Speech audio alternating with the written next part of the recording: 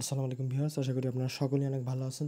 আজকের ভিডিওতে আমরা দেখার চেষ্টা করব যে আপনার জমি ক্রয়ের বা আপনার জমি ক্রয়ের পূর্বে এবং ক্রয়ের পরে করণীয়গুলো কী আপনি যদি একটি নতুন জমি ক্রয় করে থাকেন বা প্রথমবার ক্রয় করে থাকেন, সেক্ষেত্রে ভিডিওটি আপনার কাজে লাগতে পারে। তো জাস্ট আপনার তথ্য সেবায় আসবেন, এসে একদম রেজিস্ট্রেশন সংক্রান্ত যে অপশনটা আছে এইখানে চাপ দিবেন। জাস্ট এখানে দেখেন জমি ক্রয়ের পূর্বে এবং ক্রয়ের পরে করণীয় এখানে চাপ দিবেন। আমি যদি একটু আপনাদেরকে দেখিয়ে দেই, সেটা হচ্ছে জমি ক্রয়ের পূর্বে ও পরে করণীয়। এখন একটু মনোযোগ দিয়ে বিষয়টা বোঝার চেষ্টা করবেন। জমি ক্রয়ের পূর্বে নিম্নলিখিত বিষয়গুলো যাচাই করুন: সম্পত্তিতে বিক্রেতার সঠিক মালিকানা আছে কিনা ও উক্ত সম্পত্তি বিক্রয়ের বৈধ অধিকার তার আছে কিনা তা যাচাই করুন।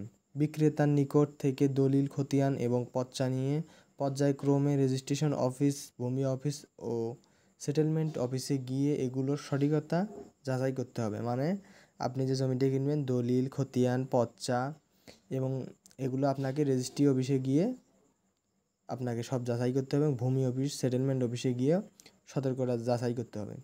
এটা বিষয় গেল একটা। তো যদি আরেকটু নিচে আসি, সম্পত্তি সর্বশেষ খতিয়ানদাতার নিজ নামে আছে কিনা, মানে খতিয়ানটি তার নামে আছে কিনা, কিংবা পূর্বপুরুষের সম্পত্তি আছে, মানে যে উত্তরাধিকার হিসেবে রেখে দিয়ে গেছে তার কথা বলতেছে। সম্পত্তির সর্বশেষ খতিয়ান পূর্বপুরুষের নামে আছে কিনা তা যাচাই করুন। পূর্বপুরুষের যদি নামে থেকে থাকে সেক্ষেত্রে একটু ভালো করে সাবধানে দেখে নেবেন বা যাচাই করে নেবেন।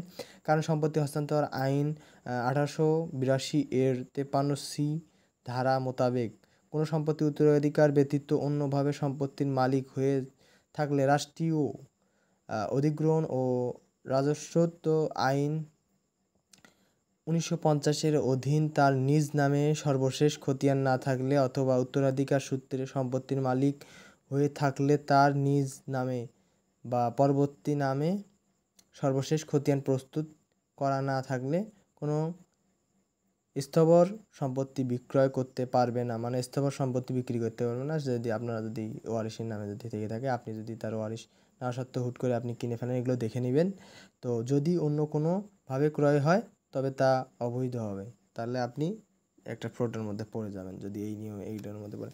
হাল সন পর্যন্ত ভূমি কর, খাজনা পরিশোধ, মানে ভূমি কর, খাজনা এসব সব পরিশোধ করতে হবে। ভূমি উন্নয়ন কর, মানে যেগুলো কপি আছে আপনি একটু দেখে নেবেন, যেটাকে দাখিলা বলা হয়, একটু দেখে নেবেন। প্রস্তাবিত সম্পত্তি দখল বিক্রেতা আছে কি না যাচাই করুন। প্রস্তাবিত সম্পত্তিতে দখল বিক্রেতার আসলে সেটা যাচাই করতে হবে। সম্পত্তিতে বিক্রেতার দখল না থাকলে সে জমি ক্রয় করা সঠিক হবে। কারণ যদি দখলই না থাকে তাহলে আপনি সম্পত্তিটা টাকা দিয়ে নিচ্ছেন, মানে এগুলো তো দেখবেন, এগুলো তো সিম্পল বিষয়, এগুলো দেখতেই হবে আপনাকে। সম্পত্তিটি খাস কিংবা সরাসরি কি না যাচাই করুন।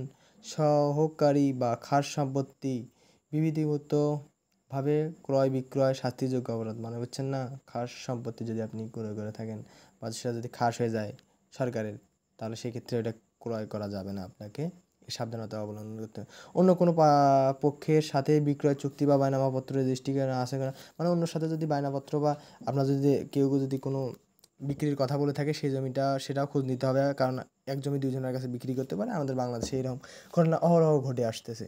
তো আজকের ভিডিও এটাই ছিল, একটু মনোযোগ সহকারে বিষয়টা পড়ে নেবেন, তাহলে মাথায় আপনার অনেক কিছু ঢুকবে, মানে আপনি অনেক কিছু ধারণা পাবেন জমি ক্রয় এবং বিক্রয়ের পরে।